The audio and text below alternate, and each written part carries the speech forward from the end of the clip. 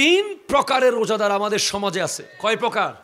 তিন। একটা হলো আম আম উমুম, যারা রোজাও রাখে মিথ্যাও বলবে, রোজাও রাখে গীবত করে, রোজাও রাখে গালিও দেয়, রোজাও রাখে সিনেমাও দেখে, রোজাও রাখে বেগানা মেয়ের সাথে কথাও বলে, রোজাও রাখে মুনাফিকিও করে, রোজাও রাখে বাটপারিও করে। এগুলো কোনো রোজা নয়, এগুলো শুধুমাত্র সময় নষ্ট ছাড়া আর কিছু নয়। সেকেন্ড রোজা খাস, যারা রোজা রাখবে কানের রোজা, রোজা রাখবে মুখের রোজা, রোজা রাখবে নাকের রোজা, রোজা রাখবে হাতের রোজা, রোজা রাখবে পায়ের রোজা, রোজা রাখবে দিলের রোজা।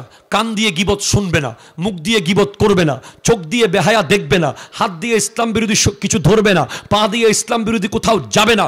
তার হাত পা চোখ কান নাক মুখ কলব পরিপূর্ণ হওয়ার পর তারপরে পেটের রোজা। ঠিক কিনা কথা বলেন?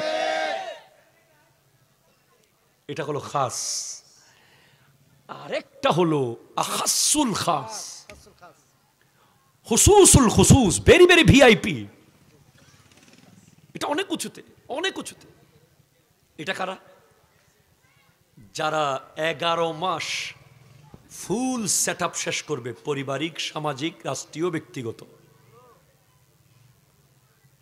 11 মাস পরে যখন রমজানে সে নক করবে, এই 1 মাস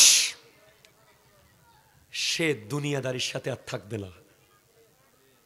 তার স্মার্টফোন অফ থাকবে, তার ইন্টারনেটের কানেকশন কাটা থাকবে। কথা বলা ঠিক কিনা জোরে বলেন? তার মোটর সাইকেলের চাবি আলমারিতে রেখে দেবে।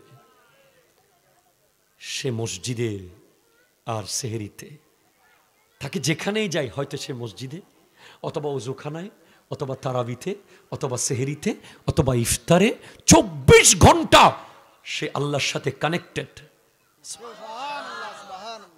এটা হলো আখাসুল খাস।